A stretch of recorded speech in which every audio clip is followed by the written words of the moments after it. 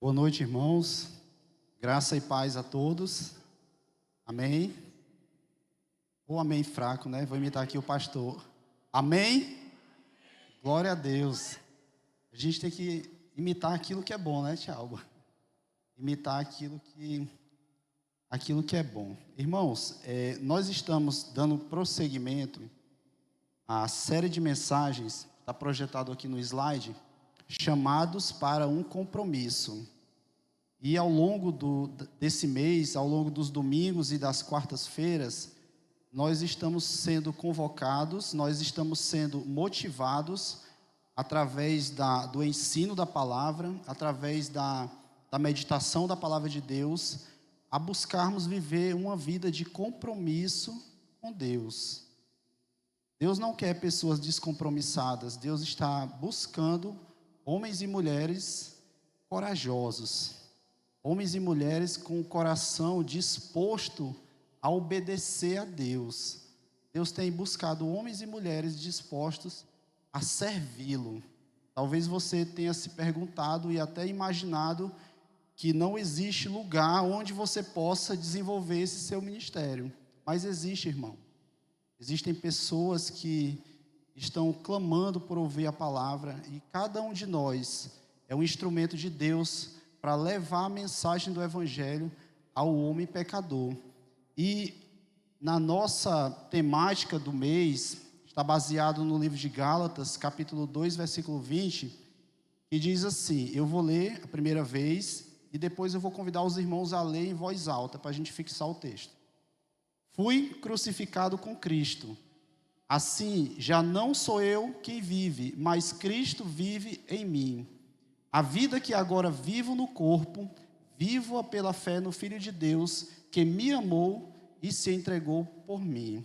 Eu quero convidar os irmãos a ler esse texto em voz alta, para a gente fixar bem na nossa mente. Vamos lá? Fui.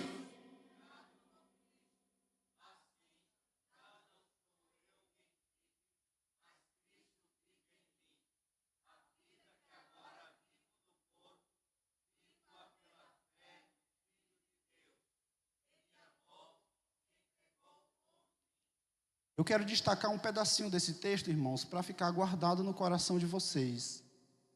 Que me amou e se entregou por mim. Jesus Cristo, ele veio a esse mundo cumprir essa missão aqui, ó. Ele veio porque nos amou. Ele veio sofrer nesse mundo, pregado numa cruz, por amor de cada um de nós. E como a série de mensagens, irmãos, fala a respeito de compromisso, eu puxei aqui na internet um significado. Eu achei bonito na semana passada que a irmã Eleonora veio e trouxe aqui um significado de compromisso e eu também resolvi trazer para os irmãos. E diz assim, na Bíblia, o compromisso se manifesta como uma dedicação e fidelidade a Deus, a seus ensinamentos e a outras pessoas.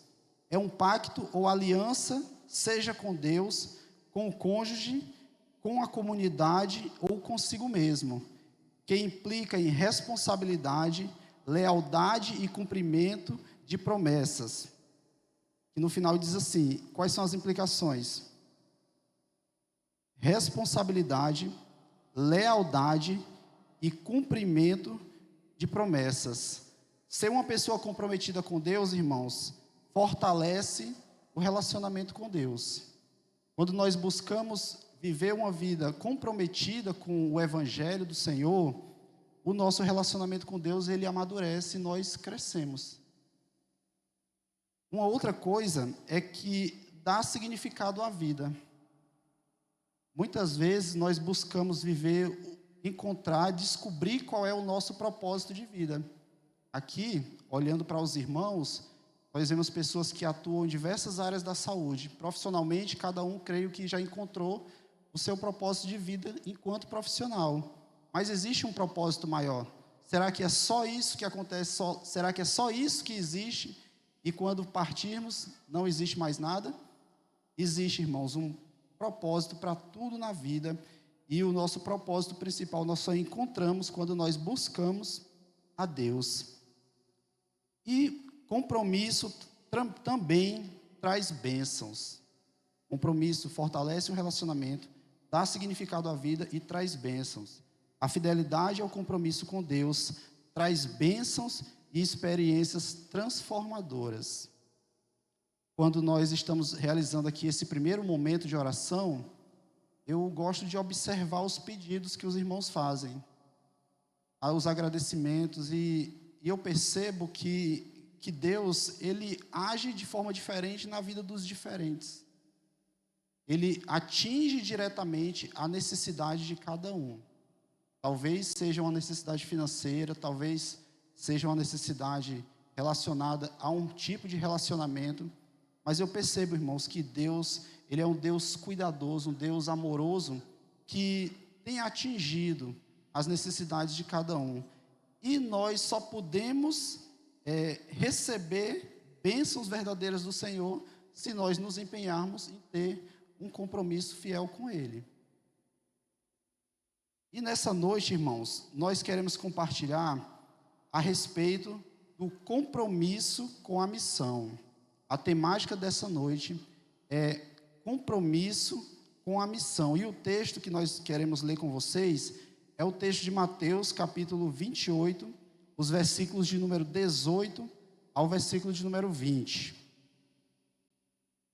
Mateus, capítulo 28, os versículos de número 18 até o versículo 20. Diz assim a palavra do Senhor. E aproximando-se Jesus, falou-lhes: toda a autoridade me foi concedida no céu e na terra. Portanto, ide, fazei discípulos de todas as nações, batizando-os em nome do Pai, do Filho e do Espírito Santo, ensinando-lhes a obedecer a todas as coisas que vos ordenei. E eu estou convosco todos os dias até o final dos tempos. Amém? Curve mais uma vez, irmão, a sua cabeça, vamos orar. Senhor, nosso Deus, nosso Pai, muito obrigado, Senhor, por mais uma vez, Pai, poder entrar na Tua presença, através da oração, podemos nos achegar, Senhor, ao trono da Tua graça.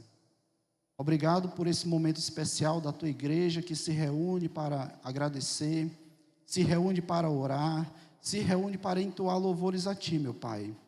Nós queremos Te agradecer porque o Senhor tem reservado um momento especial para que nós possamos em comunhão Te adorar. E nesse momento, meu Pai, no qual nós iremos ler e meditar na Tua palavra, que sejamos apenas um instrumento usado por Ti, a fim de trazer edificação à Tua igreja.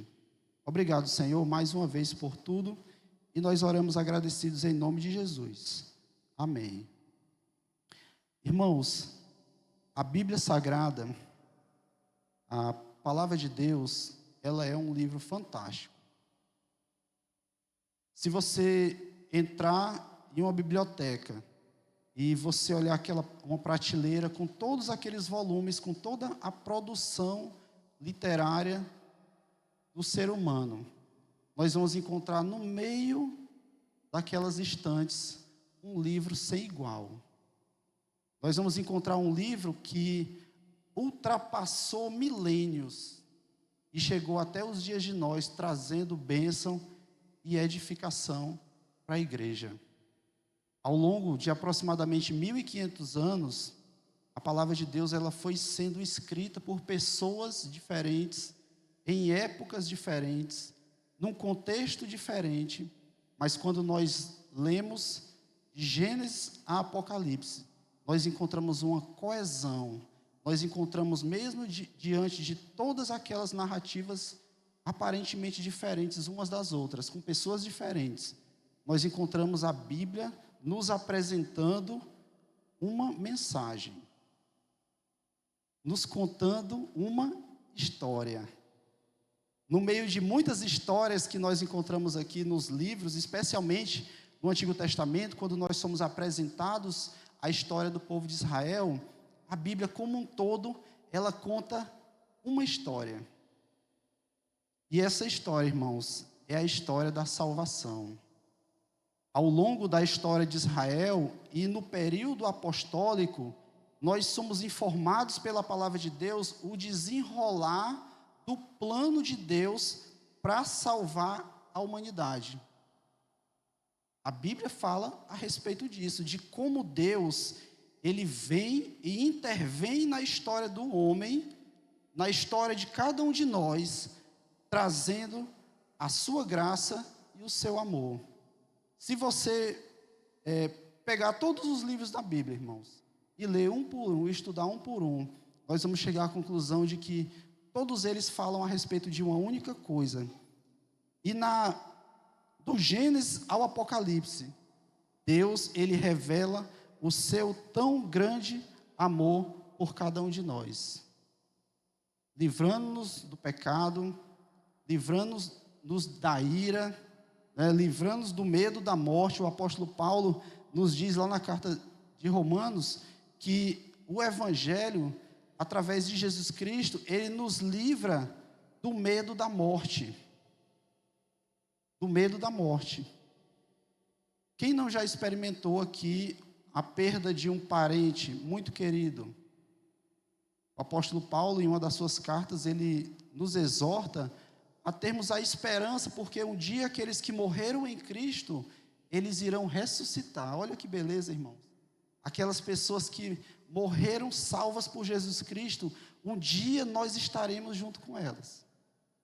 Nós estaremos junto no céu. Essa história, irmãos, essa história de salvação, ela tem um ponto, ela tem um clímax, ela tem um ponto alto da narrativa. E esse ponto mais alto, ele é encontrado na pessoa do Filho amado de Deus, no nosso Senhor Jesus Cristo, que, conforme já foi lido, já foi falado aqui, ele veio a esse mundo se oferecer como um sacrifício perfeito, no lugar do homem pecador, incapaz de salvar-se a si mesmo. Quando nós pegamos essa narrativa da Bíblia, nos apresentando a história da salvação, ela encontra um ponto alto em uma pessoa, em Jesus. Ele que veio a esse mundo morrer por cada um de nós. Essa vinda de Jesus, esse plano, é uma grande notícia que a palavra de Deus dá ao homem pecador. O homem que havia sido sentenciado por Deus à morte por causa da sua desobediência, agora ele encontra vida na pessoa de Jesus. Há uns dias atrás, enquanto estava compartilhando aqui com os irmãos, eu falei que Deus tem algumas especialidades. E uma das suas especialidades é perdoar pecado, irmãos. Nós somos perdoados porque Jesus Cristo morreu por nós. Ele pagou o preço que nem eu, nem você poderia pagar. E essa salvação que é dada por Deus, Ele concede a cada pessoa que aceitar Jesus como Salvador, como crê, aquele que crê em Jesus como Salvador. No livro de João, no capítulo 1, versículo 12, o escritor sagrado vai dizer que todos quanto receberam, deu-lhes o poder de serem feitos o quê? Filhos de Deus, a saber, aqueles que creem no seu nome. Quando Jesus Cristo veio a esse mundo, ele realizou e concluiu a sua obra lá na cruz. Quando ele, de braços abertos, entregou o seu espírito ao Senhor, ele estava pagando a dívida de cada um de nós que está aqui essa noite. Quando Jesus, em obediência ao seu Pai, xingado, torturado, machucado naquela cruz, pregado naquela cruz, ele estava pagando o preço de cada um dos irmãos que está sentado aqui essa noite. Inclusive de mim que estou falando aqui para os irmãos. Ele rasgou o escrito de dívida que estava lá escrito no nosso nome. Quando ele morreu na cruz, ele pegou esse escrito de dívida e pregou e disse, isso aqui está pago. Isso aqui está pago.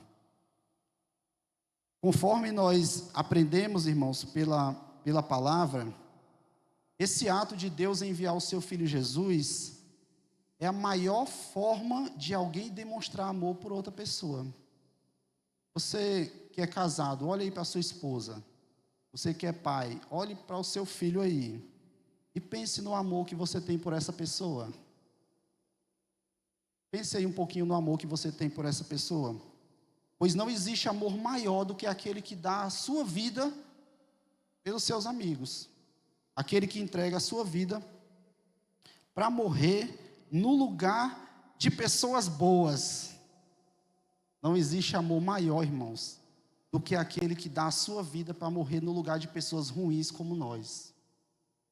Se nós não tivéssemos a graça de sermos encontrados por Jesus, de termos recebido a salvação, porque a palavra do Senhor nos garante que, crendo, nós recebemos a salvação, nós poderíamos ser as piores pessoas do mundo. Potenciais assassinos, potenciais ladrões. Essa é a grande realidade da humanidade. Mas a Bíblia traz uma história. É a história da salvação. Como eu, pecador, como eu, homem, que não faço nada de bom, posso alcançar a salvação. Essa, irmãos, essa mensagem, essa história, é a mensagem do Evangelho. Essa mensagem que nós essa história que nós acabamos de discorrer para os irmãos, é a mensagem, é o núcleo do Evangelho do Senhor Jesus Cristo. O Evangelho não é uma doutrina, o Evangelho é uma notícia. E não apenas uma notícia, o Evangelho é uma boa notícia, é uma boa nova. De que, irmãos? De que Deus salva o homem pecador. Essa é a grande notícia para todos nós essa noite. E eu queria pensar com os irmãos, onde estamos nós nessa história? Será que nós fazemos parte dessa história? Será que nós somos agentes passivos dessa história? Será que nós somos agentes passivos dessa história? De uma certa forma, sim, irmãos. Porque nós não fizemos nada por merecer. A salvação é do Senhor e Ele fez tudo, mesmo sem a gente merecer. Mas também nós podemos ser agentes passivos nessa mensagem. Ele nos deixou uma missão de carregar, espalhar essa boa notícia por todos os lugares da terra. Essa mensagem, ela foi concedida a cada um de vocês que está aqui essa noite. De ser um instrumento de Deus para levar salvação àqueles que creem. Você já parou, irmãos, para pensar aqui dentro dessa linha de pensamento que nós queremos trazer aos irmãos? Que a eternidade de alguém depende de você falar? Vocês já pensaram a respeito disso? Há uns anos atrás, e um bocado de anos atrás, quando eu fazia lá no Roland Jacó, estudei no Roland Jacó na década de 90, no ano de 1996. E naquela época, ser crente era ser diferente. Hoje tem muita gente que é evangélico, né? Até criou-se uma imagem do que é um evangélico, mas naquela época, ser um evangélico era diferente. A gente não era nem chamado de evangélico. A gente era chamado de quê? De crente. Nós éramos chamados de crente naquela época. E lá na sala onde eu estudava, praticamente só existia eu de crente. Eu tinha por volta de uns 15 a 16 anos naquela época, e só tinha uma pessoa crente na minha sala, e era eu. Sabe aquele agente 007? O crente 007 escondido, que não quer se mostrar, que fica calado? Vergonha, né? No momento lá não era vergonha não, mas uns anos depois, um daqueles jovens que estava estudando comigo naquele ano, nós, por uma dessas coisas que acontecem na vida, nós nos encontramos aqui num evento gospel, num evento evangélico aqui na cidade. E ele olhou para mim e disse o seguinte: rapaz, tu é evangélico? E a resposta, sabe o que foi que ele falou para mim, irmãos? Por que você não falou de Jesus para mim? Naquela época ele falou isso para mim. Aquilo foi mesmo que pegar uma mãozinha assim e dar um tapa no rosto, né? Por que você não falou de Jesus para mim? Essa experiência, irmãos, remete à questão que eu acabei de fazer para vocês. Vocês já pararam para pensar que talvez a eternidade de alguém dependa de você anunciar? Eu espero que os irmãos não comecem a responder aqui essa noite, né? É uma pergunta para que você faça uma reflexão na sua vida. Se você tem falado de Jesus a respeito dele, não que ele é apenas um bom homem. Uma certa ocasião também, conversando com outro jovem de uma outra linha religiosa, ele disse para mim, Jesus foi um profeta, foi um bom homem, foi um bom exemplo. Jesus foi tudo isso mesmo, irmãos. Jesus é o nosso grande e maior exemplo aqui nessa terra. Mas Jesus, ele é o Salvador. Jesus Cristo, ele é o Senhor. Nada mais, nada menos do que isso. Jesus, ele é o nosso Salvador. E agora, irmãos, eu queria fazer aqui algumas considerações para que a gente possa refletir a respeito do compromisso que nós devemos ter com a missão. A temática da nossa noite é falar um pouco a respeito do nosso compromisso. Nessa noite, o meu objetivo é também motivá-los a firmar esse compromisso com Deus. 2 semanas atrás, quando nós estávamos aqui na igreja também, e o pastor Fernando estava pregando, quando eu peguei o microfone, eu falei que o pastor Fernando colocou a gente numa situação difícil. Eu gostaria também essa noite, irmão, de colocar vocês numa situação difícil. Eu queria trazer algo para os irmãos, para que os irmãos possam refletir a fim de como está a nossa conduta diante do compromisso com Deus. Você está preparado para assinar o termo de compromisso com Deus? Você está preparado para conhecer os termos desse compromisso? De que você pode assumir esse compromisso com Deus sem peso, sem dor, mas que você precisa firmar esse compromisso com Deus. E a primeira consideração, irmãos, já falei um pouco a respeito disso, mas eu quero reforçar, é de que cada um de nós um dia foi alcançado. Nós devemos ter compromisso com Deus, porque um dia, cada um que está sentado aqui teve o privilégio de ouvir falar de Jesus. De ouvir falar de Jesus Cristo. Nós fomos privilegiados quando Deus nos chamou, quando Deus permitiu que nós ouvíssemos a mensagem do Evangelho e crer, nós fomos agraciados com Deus, por Deus, pela sua salvação. Nós fomos alcançados, irmãos, pelo amor de Deus, e nós fomos alvos da tão grande salvação que Deus concede à humanidade. Nós somos privilegiados a ouvir e a crer e ser recebido por Deus nos seus braços de amor. E aqui eu quero dizer que aquele que uma vez foi ganho, também precisa se dispor a ser um ganhador de almas. Aquele que uma vez foi ganho, vou repetir para os irmãos, precisa se comprometer a também ser um ganhador de almas. A ser um ganhador de almas. No capítulo 4 do livro de Mateus, nos versículos 18 e 20, narra aqui, irmãos, um momento especial de Jesus e os seus discípulos.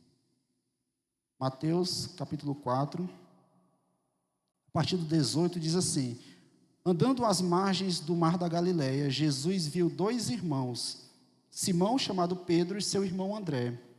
Eles estavam lançando as redes ao mar, pois eram pescadores. E disse-lhes: vinde a mim, e eu vos farei pescadores de homem. Imediatamente eles deixaram as redes e o seguiram. Imediatamente aqueles homens reconheceram em Jesus a salvação e largaram tudo aquilo que eles estavam fazendo para seguir Jesus. no primeiro século da nossa era, o trabalho desses homens foi de fundamental importância para que essa mensagem pudesse se espalhar por todo o mundo conhecido da antiguidade. Jesus, ele fez um convite a eles. E qual foi esse convite? Eu vou fazer você ser o máximo. Eu vou fazer você ser um popstar. Eu vou fazer você ganhar muito dinheiro e ser uma pessoa bem-sucedida. Essa não foi a mensagem de Jesus. Pelo contrário, quem ofereceu essas coisas foi o diabo. Ofereceu a Jesus riqueza, ofereceu status. O Senhor nos chamou para ser pescadores. Apenas pescadores. Então, a primeira consideração, amados, que eu quero fazer com vocês, compromisso com a missão, é entender que nós fomos alcançados e nós precisamos alcançar outras pessoas. Que nós não sejamos egoístas, ao ponto de guardar esse grande presente só para nós. Não seja como o Eduardo de 20 e tantos anos, 20 e poucos anos atrás. Não vou contar a história, a idade não, deixa para depois. Mas não siga esse exemplo. Não seja um egoísta, não guarde para você esse presente que Deus lhe deu. Compartilhe daquilo que lhe faz bem. Compartilhe com outra pessoa aquilo que lhe faz bem. A segunda consideração que eu quero fazer com os irmãos é que se comprometer com a missão, irmãos, é entender que nós devemos ser obedientes a Deus. E ser obedientes em tudo, inclusive na ordem de ir. A Bíblia narra, e nos evangelhos, nas palavras de Jesus, a respeito de dois irmãos que tiveram atitudes diferentes em relação a Deus, em relação ao seu pai. O primeiro disse que ia fazer o que o pai havia pedido e não foi. E o segundo disse que não ia fazer e não foi, e foi. Então nós precisamos ser como esses filhos, como esse filho obediente ao seu pai. E a palavra do Senhor, lá na carta aos Filipenses, fala que o grande exemplo de obediência para nós é o próprio Senhor Jesus, que foi obediente ao seu pai até as últimas consequências. Lembre, irmão, que o compromisso, ele envolve obediência, inclusive no desenvolver da missão. Nós precisamos compartilhar essa mensagem com aqueles que não conhecem, pois somente ela é capaz de conduzir o homem à perfeita comunhão com Deus. É através da pregação do Evangelho. E a ordem que nós temos aqui é pregar, batizar e ensinar. Segunda consideração é entender que nós devemos ser obedientes em tudo. A tarefa do cristão nessa terra é ser testemunha de Cristo. Nós que estamos aqui essa noite, o que é que você faz profissionalmente? Você tem uma missão que é ser testemunha de Jesus Cristo, é falar do seu amor pelo homem pecador e de como ele deu a sua própria vida em favor da humanidade. E isso não é uma opção. Isso não é uma opção. É um dever de cada um de nós. O pastor Paulo César, do grupo Logos, ele escreveu uma canção chamada Pescador. E nessa canção ele diz assim: quando o Senhor Jesus chamou o meu coração, não fez um convite descuidado ou impensado. Não quis apenas ser gentil ou educado, mas deixou claro que havia algo importante para ser feito. Quando Jesus nos chamou, não foi para a gente viver uma vida de bonança. E isso não quer dizer que a gente não pode viver uma vida de tranquilidade. Nós precisamos estudar, trabalhar para sermos prósperos e termos uma vida confortável. Mas nós precisamos entender que a nossa missão verdadeira é obedecer a Deus, pregando o Evangelho do Senhor Jesus Cristo. A terceira e última consideração é de que nós precisamos ter convicção de que nós nunca estaremos sozinhos. Mateus capítulo 28, versículo 20, a última parte diz assim: e eu estou convosco todos os dias até o final dos tempos. Aqueles irmãos que têm tido a experiência de trabalhar no campo missionário, por muitas vezes se acham sozinhos. Especialmente aqueles que vão para longe, que saem das suas casas, muitas vezes do meio da sua família, para ir pregar o evangelho aqui no nosso contexto, lá na missão do Macapá. Aqui no nosso contexto, vamos trazer aqui para a nossa casa. Muitas vezes, essas pessoas que estão no campo missionário, elas se sentem sozinhas. Da falta de um apoio, da falta de alguém para poder contar alguma coisa que está doendo no coração. Aqui nós temos 3 pastores. Pastor Ricardo, pastor Fernando e pastor Francisco. Quantas vezes vocês não já passaram parte da noite acordado, do dia acordado, pensando por não ter alguém para compartilhar, por não ter alguém para pegar no nosso ombro e dizer assim, vai, esforça-te.